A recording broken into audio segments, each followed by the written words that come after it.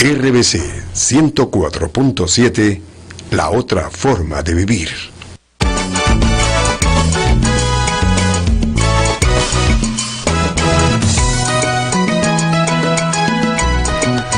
Nueve y un minuto de la mañana, gracias a mis colegas, a Fernando y Wilder, por la información de esta hora. Nos vamos a encontrar con ellos en media hora en el micro noticiero que prepara el área de prensa de RBC Radio, donde estamos ya hace unos meses muy contentos, por cierto, de participar de esta gran familia.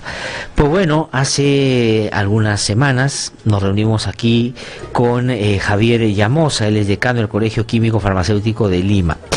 Y entonces, ¿qué pasó? ¿Qué había pasado en ese momento? Pues como todos pudimos conocer, pues se generó estos monopolios, este monopolio en el ámbito de la distribución de los medicamentos, la venta de medicamentos a través de las boticas y las farmacias, que se discutieron mucho en ese tiempo. Entonces, claro, como suele suceder en nuestro país, cada vez que salen estas cosas, todo el mundo sale, opina, hay que sacar una ley, hay que hacer uno que otro. Pasa el tiempo y realmente no pasa nada significativo, y eso que en ese momento nos advertía el doctor Llamosa en torno de riesgo, parecería que ya está empezando a pasar, y a pasar con una nitidez que seguramente lleva a la constatación muy fácil de ustedes cuando van a comprar alguna medicina que usan cotidianamente, ¿no? Los precios han subido de manera significativa, no hay genéricos, hay desabastecimiento en centros de salud, y parecería que esa es solo una de las causas de por qué están subiendo las medicinas. Pero él es el especialista, él es el decano del Colegio Químico Farmacéutico, y ha venido a conversar con nosotros esta mañana. Señor Javier Llamosa, qué gusto saludarlo, buenos días. Muchas gracias por la invitación, gracias por estar presente y conversar estos temas. No, al contrario, gracias por venir. Bueno, lamentablemente lo que me dijo que iba a pasar está pasando. O sea, digamos, en ese momento dijo, puede pasar esto. Y claro, uno dice, sí, puede pasar, pero puede no pasar. De pronto las farmacias, claro, ahora son parte de unos pocos dueños y deciden bajar los precios, y de pronto la cosa al contrario. ¿Qué cosa está pasando ahora? Sí, es lamentable, y la situación es más crítica de lo que esperábamos. En principio, en el Perú, en Lima, por ejemplo, la diferencia entre un medicamento genérico es más o menos entre 16 y 24 veces más. Es algo que teníamos en Lima. La Defensoría del Pueblo ha levantado información en el interior del país y dice que la diferencia puede llegar hasta 26 veces. Y ayer, en la Comisión del Consumidor, el Ministerio de Salud aseguraba que la diferencia puede llegar hasta 30 veces. Esta información se dio ayer en el Ministerio de Salud, en esta comisión, y esto es inaceptable. Ahora, solamente, por favor, doctor Llamosa, expliquen a nuestros oyentes, deben saber, pero es bueno recordarles, ¿qué cosa es un medicamento genérico y por qué ese cuesta 1 y el otro cuesta 30? Sí, eso es importante saberlo. ¿Cuál es la diferencia? Porque siempre pongo el ejemplo del medicamento ciprofloxacino, que es un antibiótico común, se utiliza muy comúnmente en muchas infecciones. Este antibiótico cuesta en el mercado como genérico, cuesta 30 céntimos, 15 céntimos, 20 céntimos, 30 céntimos, y eso uno lo puede observar en el Observatorio Peruano de Productos Farmacéuticos. Ya, de acuerdo. Y digamos, un tratamiento habitual con ese antibiótico, ¿cuántos más o menos necesitarías comprar? Sí, son dos veces por día, por 7 días estamos hablando de 14 tabletas, por 20 céntimos estamos hablando... 2 soles 80. O sea, tu tratamiento antibiótico con 2 soles 80. Todo un tratamiento. Aproximadamente. Ya, perfecto. ¿Y qué pasa? Las cadenas ahora tienen sus propias marcas. Ya, de acuerdo. Marcas fabricadas en laboratorios nacionales. Marcas fabricadas en laboratorios nacionales, o sea, el mismo laboratorio fabrica sin marca, que cuesta 20 céntimos, y con la marca de la cadena cuesta 2 soles 53, 2 soles 50. O sea, a ese mismo que no le pone etiqueta, le pone etiqueta después y te lo vende 2 soles nada más. La diferencia está en que cuando uno va a una cadena, que normalmente están colocadas enfrente de los hospitales, donde hay desesperanza, donde el ciudadano va a la farmacia del hospital, no lo encuentra, corre y lo primero que le ofrecen 2 soles 50. Y compras, pues, entonces, si es 2 soles 50 y necesitas 14, Carlito, tú has sido bueno en matemáticas, 2.50 por 14, estamos hablando de 10, 20, 30, 35, 36 soles. ¿Qué? O sea, lo que puede ser 2 soles 80 se convierte en 36 soles. Solamente en un ejemplo, podríamos poner varios. Así es. Ya, entonces eso está pasando. Eso es lo que está pasando. La situación es peor en el interior del país, donde la Defensoría del Pueblo nos dice que llega a 26 veces. O sea, los más pobres pagan más por el mismo medicamento. No, y dice que se concentra, la estudio de la Defensoría también dice que las medicinas más caras están en la sierra. Así es. O sea, una zona probablemente más alejada. Más alejada, más pobre. Entonces, eso es inaceptable. Y esto es una tragedia, como consecuencia del desabastecimiento crónico que existe en las entidades públicas, ¿no? En el salud tenemos desabastecimiento, en el Ministerio de Salud tenemos desabastecimiento.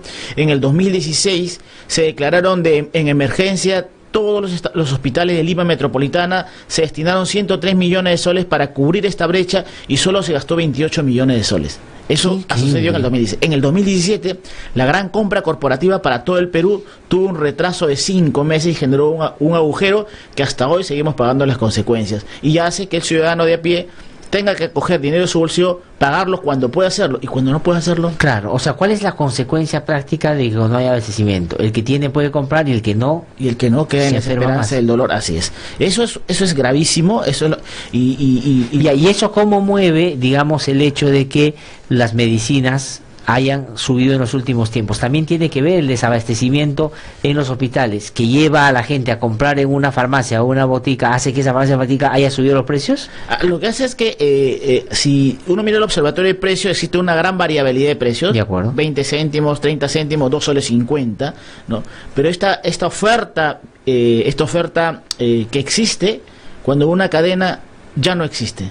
Existe solamente la marca de la cadena. Ah, de acuerdo. Entonces, ya no, la marca de la cadena y una opción depende el horario en la cual se atiende. Porque si uno va a una cadena en la noche, le van a ofrecer solo su marca. Si va en el día, el ciudadano tiene posibilidades de caminar y es posible que pueda encontrar otra opción. Entonces, esta estrategia de mercado nos lleva a que se sesgue la oferta y el ciudadano se exponga, o la única opción que tiene es pagar un precio de cadena que no tiene, que es una marca de cadena que es genérico, porque es un genérico versus un genérico. Aquí no hay ni más innovador. O sea, no estamos hablando de un laboratorio que sea ajeno a la farmacia. Así es. Son esa misma que hace o sea, agarra un genérico, este es un plumón, entonces yo lo vendo a un sol y no le pongo el marca, pero todos sabemos que pinta igual y todo. Entonces le pongo el nombre y lo vendo 5 soles. Así es. ¿No es cierto? Fabricado en el mismo laboratorio los dos, con el mismo personal, con la misma tecnología. Entonces, esto son estrategias de marketing a las cuales nos lleva cuando existe una concentración en el mercado. Porque hay un razonamiento también a veces, uno es por supuesto el buscar genérico porque tiene la conciencia que es lo mismo, pero a veces cuando tú no sabes que es lo mismo, vas y te dicen, tenemos esto que cuesta 30 céntimos y tenemos esto que cuesta que 3 soles, y tú dices, totalmente 3 debe ser mejor, ¿no? Y total es exactamente lo mismo. Aquí no se justifica un alto precio, es totalmente lo mismo. Si uno mira, lo fabrica el mismo laboratorio nacional, son fabricados aquí, y las cadenas lo que hacen es enviarle a los laboratorios para que fabriquen sus marcas, porque tienen la capacidad de colocarlos, porque tienen la posición estratégica. Ahora, una pregunta, doctor Llamosa, ¿por qué los centros de salud, del Ministerio de Salud y otros, están desabastecidos? O sea, ¿cuál es el motivo? Sí, son muchos los elementos que llevan a que haya ese abastecimiento, ¿no? En el 2017, como le comenté, hubo todo un proceso de compra corporativa, la gran compra que era para abastecer el Ministerio de Salud, Fuerzas Armadas, gobiernos regionales. Lamentablemente lo que debería demorar 3 meses, demoró 8 meses. Ya, pregunta es ¿por qué? Y más o menos tiene usted el dato de cuánta plata significó toda esa compra. Millones. Claro, es una compra de más o menos de 300 millones de soles para todo el país.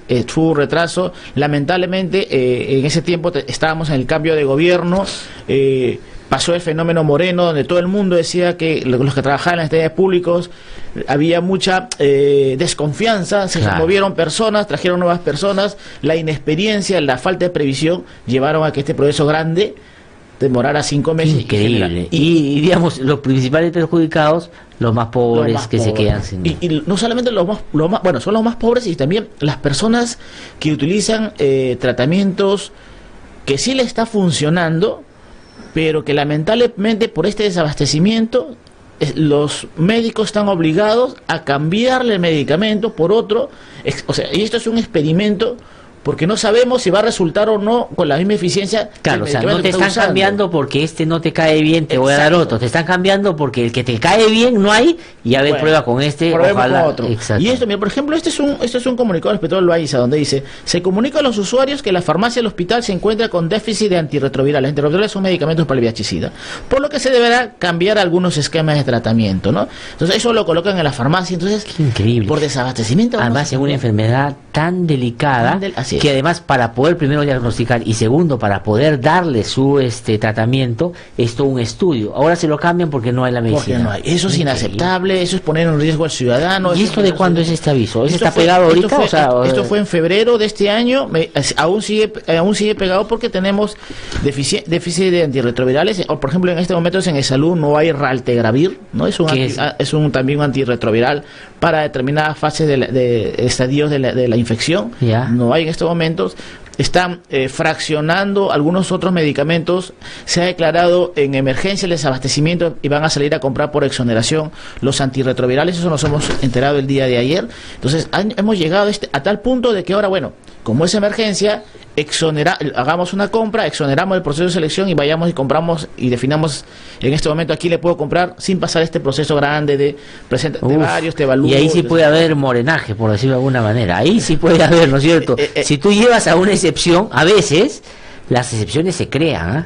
No, a veces se va generando el ambiente para que al final te digan, ya, compra de una vez porque no podemos hacer eso, y ahí es donde se hacen grandes negocios. Pero igual hay que comprar porque hay que resolver el problema. Hay que resolver el problema, sí. Entonces hay que ponerle mucho ojo a estas cosas que están sucediendo. ¿Por qué hemos llegado a este punto, ¿no? Que no debemos llegar?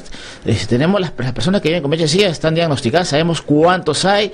Podemos prever con tiempo, el sistema de estimación y programación debe funcionar para evitar que haya una descontinuidad en el abastecimiento. Lamentablemente, pues cuando llegamos a esta situación sobre temas que sí se pueden programar, sí se pueden calcular, hay que hacer una investigación qué está pasando, ¿no? De acuerdo. Aquí estoy revisando algunos datos de la supervisión que ha hecho la Defensoría del Pueblo. Dice, se enfocó en determinar la disponibilidad y accesibilidad de 3 medicamentos de uso común para tratar las enfermedades más frecuentes. La ciprofloxacino, un antibiótico contra la neumonía y otras infecciones. Miren ustedes, o sea, enfermedades que son y de no tratarse a tiempo pueden complicarse, ¿no es cierto? La otra es la amoxicilina, que es un antibiótico usado principalmente en niños y mujeres embarazadas, ¿no? Y el salbutamol, que es el broncodilatador para el tratamiento de enfermedades respiratorias que son muy comunes en nuestro país. Entonces, al haber supervisado qué está pasando con esas medicinas, se han encontrado con esto de que pueden aumentar hasta en 60 veces su valor, dice, como el ciprofloxacino genérico, que en Lima cuesta 0.05, en algunas farmacias puede costar hasta 3 soles. Y la amoxicilina en jarabe, en Loreto cuesta 1 sol 10 y en Piura 4 soles 80. Sí. Esas son cosas inaceptables, ¿no? Ahora, ¿qué se puede hacer para eso? O sea, ¿cómo se puede regular eso? Porque alguien que esté escuchando podría decir, pero bueno, hacer el mercado, pues, o sea, hay ofertas, si tú sabes si encuentras el género compras, si no compras el otro, no tiene que... ¿Qué hacemos ahí? Sí, en principio, primero, que no debe haber interrupción en el abastecimiento de medicamentos en entidades públicas, ¿no? Ahí acceden las personas pobres y más pobres y por lo tanto hay una obligación del gobierno de garantizar el derecho a la salud, la atención integral, ¿no? Entonces no podemos aceptar que haya desabastecimiento y más aún el ciudadano no puede aceptar porque estamos acostumbrados a que no hay y cruzo la pista y compro. Y eso no puede suceder porque aquí hay una responsabilidad del gobierno, del Estado, ¿no? Segundo, es falso que el libre mercado se autorregula. Esto ya tenemos muchos ejemplos y muchos países han tomado medidas de regular el precio de los medicamentos. Esto funciona en España, en Brasil, en Colombia, en Ecuador, en muchos países se regula porque es un bien esencial, ¿no? Es un bien esencial el cual no puede estar suelta al libre albedrío de cómo se mueve el mercado. Entonces necesitamos sí colocar algunas intervenciones que me permitan garantizar el derecho a la salud, ¿no? Sobre este mercado que no responde a la necesidad, porque la necesidad del Estado tiene una necesidad y un interés público, mientras que el mercado tiene un interés comercial, que es legítimo. No, legítimo. Es legítimo. Además, sí hay que promover y que está bien, pero no lo pueden hacer pues en contra de los derechos fundamentales de la gente y el Estado algo tiene que decir en relación a eso. Sobre todo si es la salud, es educación, es justicia, es seguridad, que son los temas básicos de una sociedad democrática que el Estado tiene que velar por eso, ¿no es cierto? Pero entonces sí hay mecanismos para, sin meterse en una lógica de un mercado que hay que promover, regular algunas cosas. Exactamente. Eso es algo que justo hay una mesa de trabajo que están ahora en esta discusión. Esperemos que lleguen a buen puerto, esperemos que demos un paso más allá y no terminamos siendo devorados por esta ideología de libre mercado, no se puede tocar, y eso es falso. Sí. Colombia tiene una política igual que la nuestra y se regulan los precios de los medicamentos de alto costo. Ellos no se aceptan. No, y el presidente Santos. Sí, Y antes estuvo Uribe. así es. O sea, digamos, no estamos hablando de Maduro, no estamos hablando de otros, Evo Morales o no. Estamos hablando de gobiernos que además, digamos, trabajan y con razón y respetan y promueven el libre mercado. Entonces, por ahí hay cuando usted dice hay una mesa que está trabajando todo eso, quería preguntarle una cosa, doctor Llamosa. Y los invitan, ustedes son parte de esta discusión. O sea, ¿quiénes discuten, quiénes resuelven la política pública? Claro, los funcionarios tienen que estar, Sí. pero ¿quiénes de la sociedad representan un poco, primero, al ciudadano, a los colegios profesionales? ¿Hay espacios para eso? Sí, en esta mesa tengo entendido, bueno, yo también supe por la prensa, están varios entes, bueno, está también el Colegio Químico Farmacéutico del Perú participando en esto, poniendo la voz sobre estos temas, sobre el derecho a la salud y el acceso a medicamentos. Está la industria farmacéutica a través de sus diferentes asociaciones, está el Ministerio de Salud, bueno, son la relación de... Y otras entidades más que están participando. Indecopi también está presente, tomando voz sobre estos temas que, como les comento, es importante sacarnos este paradigma que venimos arrastrando de hace más de 15 años sobre esta apertura comercial que está demasiado sin límites y debería tener límites cuando se trata de bienes esenciales, y eso hay que entenderlo. Y hay un impacto al margen del tema de la fusión, de los monopolios, eso que es, ya usted en sus consecuencias nos ha podido mostrar, grave para la salud de las personas. El tema del TPP, por ejemplo, este asunto que también se discutió mucho y que el propio Estado, era curioso porque era el Estado contra el Estado. El Ministerio de Salud tenía una posición de que no se tiene que firmar y PPK dijo que sí, y en fin, fueron adelante. Y se hablaba porque eso tiene que ver con, digamos, todo el tema de los derechos, ¿no es cierto?, de las medicinas que los laboratorios van como descubriendo para la salud de la gente. ¿Cómo en la práctica están funcionando estas cosas? Sí, ese es un buen punto porque fue un escenario donde mirábamos cómo el Ministerio de Salud, que tenía un estudio, que tenía una posición, que había demostrado que si se firmaba en esas condiciones el TPP, el gasto en biotecnológicos pasaba de 300 millones de soles a 1.400 millones de soles, y si el Estado no daba ese dinero, pues había mucha gente que se iba a quedar sin tratamiento porque los precios iban a elevarse, ¿no? Por esto, Estados Unidos se retiró, ahora en Chile se firmó el TPP, los países que quedaron sin Estados Unidos se dieron cuenta, bueno, razonaron y retiraron todas estas cláusulas que eran lesivas y que podrían generar nuevas formas de monopolio a los medicamentos. Retiraron todo esto, entonces tenemos ahora un TPP firmado que no contiene el capítulo de propiedad intelectual y no permite que se generen nuevas formas de exclusividad en el mercado para los medicamentos que ingresen. Y esto es una buena noticia. Es una buena noticia, sí. Claro. Pero ahora Estados Unidos, bueno, su presidente ha dicho o ha mostrado intenciones de nuevamente incorporarse. Lo que sucede cuando hay un acuerdo comercial es que cuando se cierra, los países en adelante que quieran adicionarse lo hacen respetando las reglas ya firmadas. Sin duda. Eso es así. Claro. Pero ahora pedirle a Trump eso. Eso, exactamente. Eso es un buen elemento. ¿Quién le explica? Eso, bueno, y si sucediera que se abre, entonces todos los acuerdos comerciales se caen. Porque digamos, sí, pues. Ese es un tema que es muy interesante. Trump la semana pasada habló sobre ese tema y veamos, pues, quién es quién, todos los países versus todos. No, y estas cosas hay que estar atentos porque a veces vienen, digamos, un poco en tono de noticia del extranjero, pero que afectan directamente a decisiones que los estados tienen que tomar para alinearse con esos compromisos que toman, y no siempre son los mejores para el Estado peruano. Hemos estado en los últimos tiempos bajo la desesperación, por ejemplo, de hacer todo lo que la OSD pide para ser parte de la OSD. Y no importa si le llenas de contenido de decisión, basta con que le digas que ya hiciste tal cosa. Autoridad Nacional de Transparencia, ya tenemos. Entonces, simplemente para el checklist, cuando en realidad en la práctica no está funcionando, ¿no? Eso es bien interesante. Justo estuve invitado en la Cámara de Comercio a una presentación sobre el tema de OCDE y el OCDE y otros temas más. Y con este crecimiento de 3% al año, necesitaremos 88 años para ingresar al piso de una economía como los países del OCDE. Tendríamos que tener un crecimiento de 6% al año, que es muy complicado, pero para que en 23 años recién podríamos ingresar al piso de cómo se mueve la economía en estos países. O sea, el objetivo es bastante alto. El crecimiento tiene que ser bastante alto y creo que no estamos entre 3.5 y llegar a 6 No, sí, se Es acaba una de cosa sincerar que habíamos tenido, sí, digamos, la expectativa de pasar los 4, ya nos han dicho ya, 3.7 máximo, ¿no? Ah, sí, entonces, Doctor Llamosa, solamente para terminar en relación a eso, ha habido el inicio de un, digamos, uno dice nuevo gobierno, otro dice la segunda etapa del mismo gobierno, lo que fuere, pero digamos, la convocatoria a profesionales en los sectores, por ejemplo en el sector salud, en sectores que tienen que ver con otros temas también relacionados al comercio exterior, por el tema de los acuerdos como el TPP y otros.